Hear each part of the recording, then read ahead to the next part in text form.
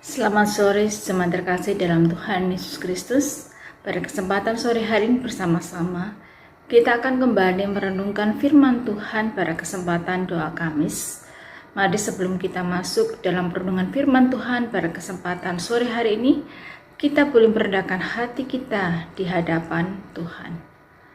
Bapa yang begitu mengasihi kami, Bapa yang senantiasa memelihara hidup kami sampai dengan hari ini, Tuhan yang senantiasa menjagai kami apapun keadaan kami, apapun kondisi kami. Kami mau belajar satu bagian firman Tuhan, kami mau kembali diingatkan dan diteguhkan oleh firman Tuhan sendiri. Biar firman Tuhan ini sungguh menguatkan dan semakin memperteguh iman kami di dalam Engkau. Kami menyerahkan perenungan firman Tuhan pada kesempatan sore hari ini ke dalam tangan-Mu.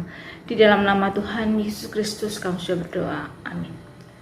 Saudara terkasih dalam Tuhan Yesus Kristus, pada kesempatan persekutuan doa Kamis pada sore hari ini, bersama-sama kita akan merenungkan satu tema. Kepada siapakah tangan kekuasaan Tuhan dinyatakan? Kita akan membaca satu teks, satu bagian firman Tuhan yang terambil dari kitab Yesaya pasal 53, ayat yang pertama. Firman Tuhan berbunyi demikian. Siapakah yang percaya kepada berita yang kami dengar? Dan kepada siapakah tangan kekuasaan Tuhan dinyatakan? Siapakah yang percaya kepada berita yang kami dengar, dan kepada siapakah tangan kekuasaan Tuhan dinyatakan? Saudara terkasih dalam Tuhan Yesus Kristus, jika kita tahu bahwa Allah adalah roh, dan bahwa orang-orang yang menyembah Dia melakukannya di dalam roh dan kebenaran, maka kita akan terbebas dari kenyataan yang kotor dari dunia ini. Semua yang menarik kita ke bumi dan ke dalam kehidupan sehari-hari lenyap, karena kita tahu bahwa Allah ada di sini dalam roh, bukan dalam bentuk materi. Sekalipun dikuasai oleh penderitaan dan penyakit, kita tahu bahwa Allah adalah roh. Takut terhadap kematian adalah kebodohan. Kehilangan tubuh tidak berarti apa-apa, karena Allah adalah roh. Pengakuan di atas memang dapat mengubah hati kita, namun pengakuan tersebut dapat menjadi suatu kesempatan bagi dosa jika kita memahaminya secara salah. Karena Allah adalah roh yang tidak terlihat secara kasat mata.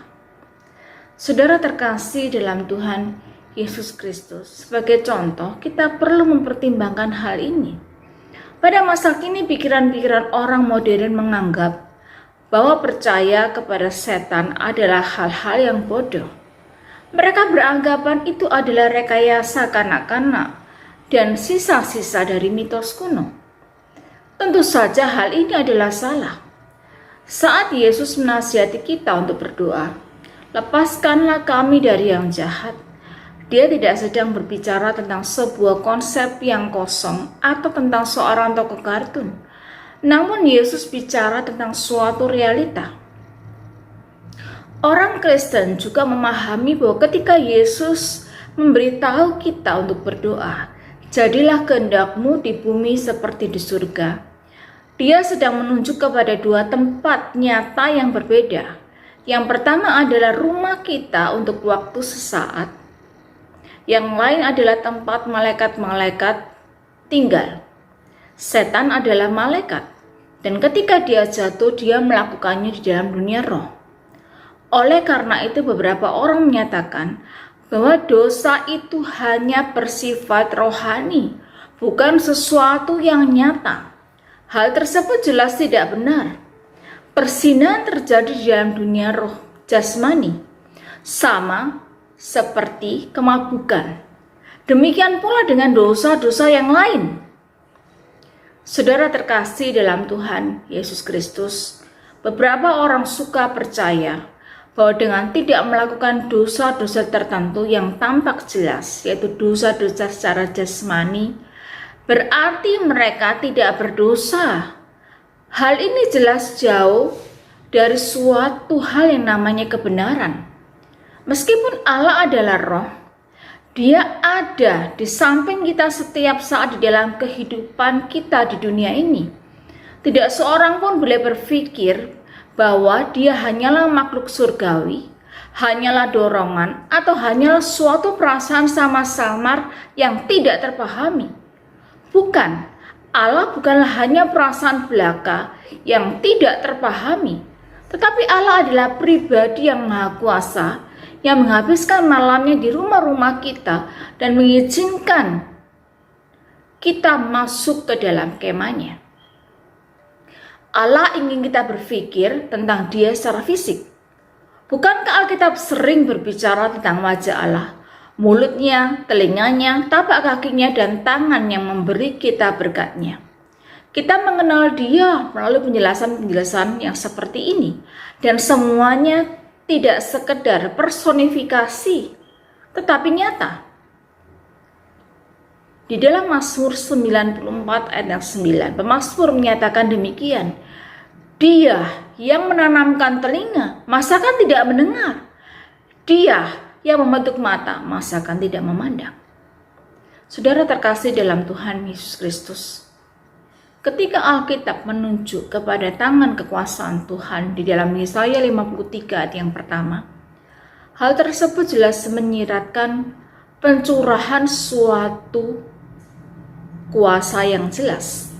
Tindakan dari tangan Tuhan adalah sama nyatanya seperti kita melindungi yang tidak berdaya atau mengusir para penyerbu kita.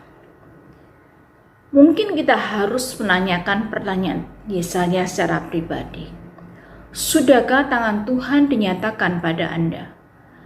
Jawabannya bukanlah suatu perasaan yang samar-samar dan aneh. Bukankah Anda benar-benar mengalami tangannya di dalam memberkati atau menegur? Yakub betul-betul bergulat dengan Allah. Musa betul-betul melihat Allah Sang Pencipta. Namun terlalu sering kita sendiri tidak melihat Yang Maha Kudus atau mengenal Dia secara pribadi. Seperti seorang anak kecil yang mengenal ayahnya, kita dapat bernyanyi atau berdoa sepanjang malam, tapi Allah tidak sungguh-sungguh bersama kita, kecuali Dia hidup di dalam ruang-ruang dan jalan-jalan hidup kita. Allah yang Maha Kudus adalah pelita bagi kita ketika kita melakukan kegiatan sehari-hari. Secara paradoks, melalui pelita itu kita dapat betul-betul melihat dengan indah dan dengan jelas yang tidak dapat dilihat selama-lamanya. Bila renungan pada kesempatan sore hari ini sungguh memberkati setiap kita. Tangan Tuhan dinyatakan pada setiap saudara dan saya, dan itu adalah sebuah hal yang nyata dan real. Amin. Mari Bapak Ibu Saudaraku yang terkasih dalam Tuhan, kita masuk di dalam doa kepada firman Tuhan yang baru saja kita dengarkan. Sekaligus pada malam hari ini kita akan bersama-sama doakan untuk jemaat kita yang berulang tahun pada bulan Mei ini. Mari kita berdoa. Bapa di dalam kerajaan surga, sungguh kami ucap syukur padamu jika pada malam hari ini kami boleh bersama-sama sudah mendengarkan kepada firman Tuhan ini. Bila kepada firman Tuhan ini sangat menyapa dalam hidup kami, bahwa Engkau adalah Allah yang Maha Kudus, Allah yang Maha Suci. Engkau adalah pelita dan terang di dalam hidup kami.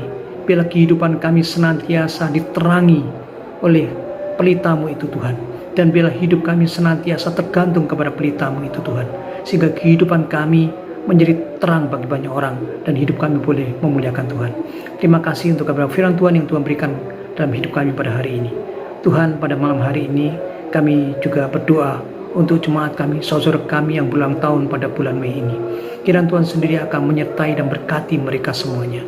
Pada hari ini Tuhan, kami berdoa untuk saudara kami yang berulang tahun pada bulan Mei ini, yaitu Bapak Rudi Wibisono, Saudara Ferry Wisnu Saputra, Ibu Susilowati, Bapak Henry Roy Saputra, Agung Kurniawan, Ibu Linda, Ibu Wang Mijen, Ibu Deborah Indah Hendawati, Saudara Gracia Hinggis Wongkal, Bapak Hermanto, Lasu Chandra, Ibu Fani Rosita, Ibu Gabi Sheila Dani Duyutama, dan Bapak Edi Sugianto.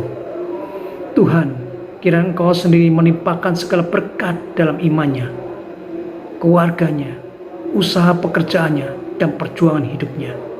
Di hari ulang tahun ini Tuhan, bila jemaat kami imannya di dalam Tuhan Yesus Kristus semakin kuat dan kokoh dan teguh di dalam dirinya, agar mengalir kasih Kristus yang mereka rasakan, dan kasih itu mengalir dan dirasakan oleh banyak orang. Terima kasih Tuhan, berkatilah saudara kami yang berulang tahun pada bulan Mei ini. Anugerah dan kasih setiamu senantiasa menyertai hidup mereka. Terima kasih Tuhan, dengarkan doa kami. Di dalam nama Tuhan Yesus kami bersyukur dan berdoa. Amin.